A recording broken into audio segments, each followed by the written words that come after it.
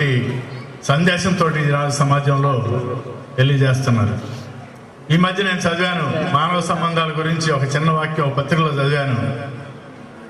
మనం మొక్కలు ఎడంగా నాటుతాము, అవి పెరిగిన తర్వాత ఆ కొమ్మలు అవన్నీ కలుసుకుంటాయి. కానీ మనుషులు చిన్నప్పటి నుంచి పెద్ద అయ్యేసరికి కలుసుకోవడం మానేసి అనేక రకాలైనటువంటి విభేదాలతోటి మానవ సంబంధాలు అనేవి లేకుండా ఒకరికొకరు పొంతం లేకుండా పోతున్నాయి. మరి ఈరోజు సమాజానికి అవసరమైంది ఏంటంటే మానవ సంబంధాలు, మానవ అనుబంధాలను పెరుగుదల, అలాగే మానవీయ విలువల్ని కాపాడాల్సిన బాధ్యత ఉంది.